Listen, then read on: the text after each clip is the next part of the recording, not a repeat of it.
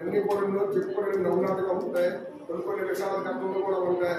ఆ విషయాల ఛాయలు కూడా పోస్ట్ మార్టం సెంటర్ దగ్గరికి ఎప్పుడైనా మీరు మాకు వచ్చినట్లయితే అక్కడ యాక్సిడెంట్లో చనిపోయేటప్పుడు ఆ హాస్పిటల్లో ఏడుపులు శరణ కోసం ఎలా ఉంటుందంటే వినలేవు.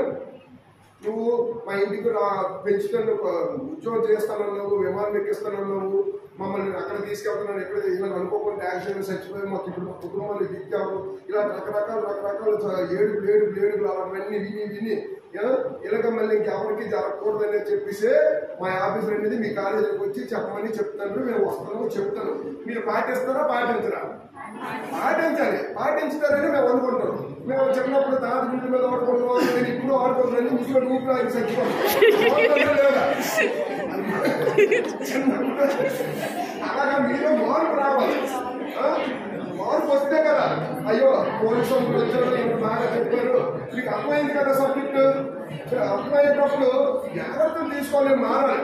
మా అమ్మగారు మీరు బండి తీసేటప్పుడు మా అమ్మగారు బండి ఎక్కితే నాన్నగారు గుడికి తీసుకెళ్తామన్నారు అనుకో, సారీ ఇప్పుడు నా గుడికి నువ్వు రావడానికి లేదు, దయచేసి నువ్వు రిక్షా చెప్పుకుని రిక్షా పట్టుకో, 20 రూపాయలు ఇచ్చి అమ్మమ్మ మా అమ్మని తీసుకెళ్ళిపోయాను సరదాలు. కానీ బండి ఉంది కదా మనమేంటి మొయ్యల్లా చెయ్యాలని ఆవిడ ఎక్కించడం, పిల్లల్ని తోసేయడం, ఇందాలు న్యూసెన్స్ చేయకండి. తర్వాత ఒక విషయం ఏంటంటే ఈ బర్త్డే ఫంక్షన్స్ ఇవన్నీ మీకు ఇంత ముందు కూడా చెప్పాను. న్యూసెన్స్ బర్త్డేలు అన్నీ చేసుకుంటారు 4 రోజుల సెంటర్లో. అవి ఎన్ని వేషాలు, పిచ్చి వేషాలు, బర్త్డేలు అవన్నీ. రాత్రి 11:55కి కేక్ కొడుతాం, అక్కడ స్టూడెంట్స్ అందరూ సర్టిఫికేట్ కొట్టుకున్నాం, అంతవరకు ఎంజాయ్ చేస్తాం అని చెప్పేసి ఆ కేక్ చుట్టూ క్రీమ్ నుంచి కన్నా సినిమాలకు నావడి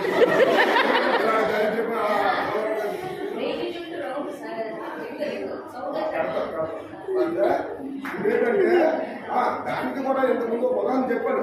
గాయత్రి కాలేజీ దగ్గర కూడా ఒకసారి 10 కొంటున్నాం, బైక్ పెట్టేసి అయ్యగారు కేక్ కొట్టి కొన్నిసిన తర్వాత 11:50 నిమిషాలు మా ఫోన్ వచ్చింది. ఆ రోజు దానికి నా జీపే 4 కానిస్టేబుల్ పెట్టుకుని వెళ్ళాం. వెళ్ళేసరికి మా జీప్ నిన్నంటే 15 మంది పారిపోతే అప్పుడు ఆ మొత్తం అక్కడ స్టార్ట్ అవుతాయి. ఉత్సవాల్లో స్టార్ట్ అయింది, బర్త్డేలో స్టార్ట్ అయింది.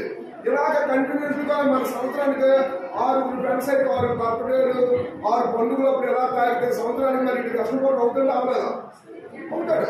దీనికి తోడు ఇండియా క్రికెట్ టీం లాగా జెర్సీలు ఒకటి రకరకాల టీషర్ట్లు వేసుకొని ఎంతలో గెలిచిన తర్వాత తల్లిదండ్రులకు ఏం మిగులుతుందండి? మన వల్ల ఏం మిగులుతుంది? కష్టపట్టుగా ఉంటారు. తర్వాత పెద్ద బైక్ పోకపోతే అలగడం, నిరహార దీక్ష, పాంట తాగడం, పెప్సీ తాగడం, నేను బెదిరించడం. ఈ పెప్సీ తాగి పాంట తాగి దౌడుకు రావడం, అవి మిషన్ అయిపోతుంది. 7 రోజులు ఏదైతే 2 రోజులు ఖాళీ చేసేది అంతే కదా. అలాగా దయచేసి తల్లిదండ్రులు బెదిరించకండి.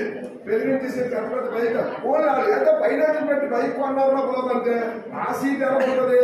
మన ఎత్తిపిచ్చి మళ్ళీ లక్షలు 20 ఉంటుంది. అలాంటి బైక్ అవసరమా?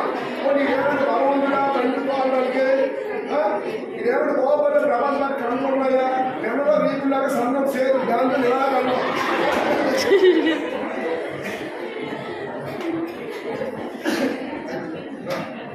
ఎంతో దయచేసి ఇలాంటి వల్ల తల్లిదండ్రులు చెప్పండి కట్టండి.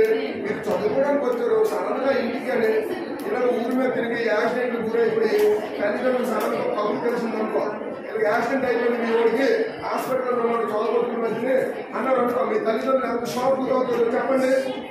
అవుతారా? మీరు మధ్యలో మాట్లాడితే మీకేం డైలాగ్ అర్థం అవ్వలేదా, నా వాయిస్ మీకు వినపడలేదని నేను కన్ఫ్యూజ్ అవుతాను. డైలాగ్ అర్థం అవుతుంది కదా.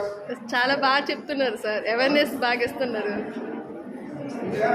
వీళ్ళు డిస్కౌంట్ సరే.